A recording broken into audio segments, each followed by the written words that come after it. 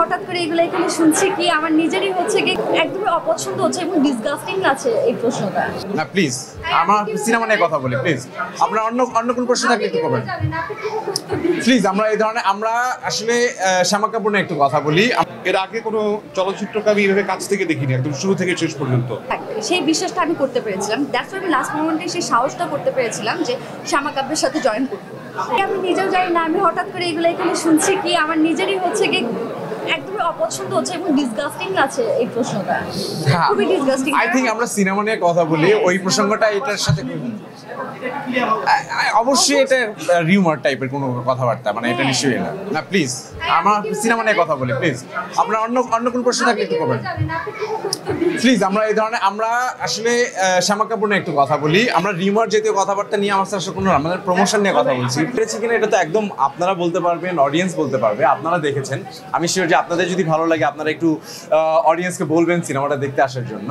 আর অভিজ্ঞতার কথা যদি বলেন সেটা হচ্ছে যে আমি যখন সৌদ্ধার সাথে মিট আপ করতে জাস্ট হঠাৎ করেই তাদের সাথে দেখা করতে যাওয়া এবং তারপরে স্ক্রিপ্ট শেয়ারিং অ্যান্ড চরিত্রটা সম্পর্কে ব্রিফিং অ্যান্ড আমাকে বলা হয় যে আজাদটা করবো কিনা। সো আমি দারুণভাবে এক্সাইটেড হই, কারণ এইরকম একজন ডাইরেক্টরের সাথে এরকম একটা গল্প এবং এরকম একটা চরিত্র করার সুযোগ কালে ভদ্রে আসে আর কি। তো সেই জায়গা থেকে বলবো যে খুবই দারুণ একটা অভিজ্ঞতা ছিল। এবং আপনারা জানেন যে কি কাস্ট আমাদের সাথে ছিলেন, জেনি, শাহাদাত ভাই, তারপরে দিনার ভাই, সেতু ভাই, রিমি, মানে এরকম আমার শ্যামা, এরকম ভালো কাজের সাথে কাজ করতে পারার সুযোগ কে হাতছাড়া করতে চাই। তো সব মিলে শ্যামা কাব্যের অভিজ্ঞতা খুবই দারুণ ছিল এবং আমি শিওর যে আমার ভবিষ্যৎ কাজের ক্ষেত্রে এইটার যে অভিজ্ঞতা সেটা কাজে লাগে। দর্শক, শ্যামা কাব্য আসছে 3 মে।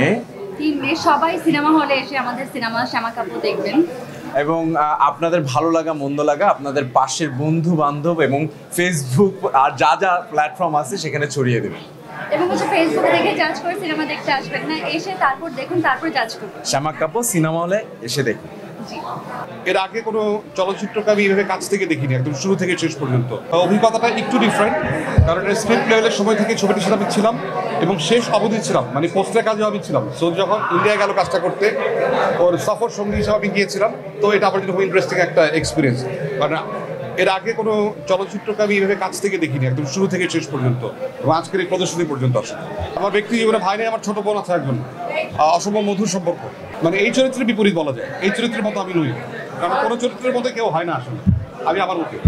দর্শকদের উদ্দেশ্যে একটি বার্তা দিতে চাই যে আপনারা হলে এসে ছবিটি দেখবেন, যদি ভালো হয় 10 জনকে বলবেন, খারাপ হলে সেটাও বলবেন। ওদের সাথে তো কাজের অভিজ্ঞতা আমার অনেক পুরনো। যখন আমরা এই সিনেমার স্ক্রিপ্টটা পাই তখন এই সিনেমার স্ক্রিপ্ট নিয়ে সৌদের সাথে নানা রকমের প্রশ্ন ছিল আমার। সেই প্রশ্নগুলো তাকে মানে প্রশ্নে জর্জরিত করেছি।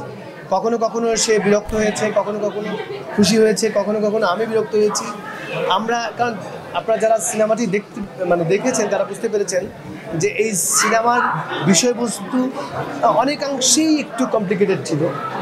তো সেটা কমিউনিকেট করতে গিয়ে কখনো কখনো আমাদের ঝামেলা হতো।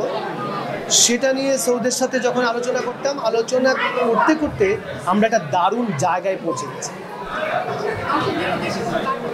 অবশ্যই অবশ্যই দর্শকদেরকে বলতে চাই যে বাংলা সিনেমাটা দেখতে হবে, হলে গিয়ে বাংলা সিনেমা দেখবেন। তাহলে যারা সিনেমা বানানোর স্বপ্ন দেখে কিংবা যারা সিনেমা করতে চায় তাদের স্বপ্নটা চলমান থাকবে। আপনারা সিনেমা দেখবেন, সিনেমা দেখে ভালো মন্দ আলোচনা সমালোচনা সবই করা যাবে, কিন্তু সিনেমা না দেখে করা যাবে।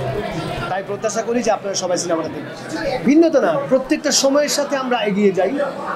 সেকাল যেই সময় ছিল সেই সময়ের সাথে যে ধরনের সিনেমা হওয়া উচিত, যে ধরনের কন্টেন্ট থাকা উচিত সেকালে হয়েছে। এই কালে এই সময়ের সাথে যে ধরনের গল্প আসা উচিত, যে ধরনের সিনেমা হওয়া উচিত সেভাবেই হচ্ছে।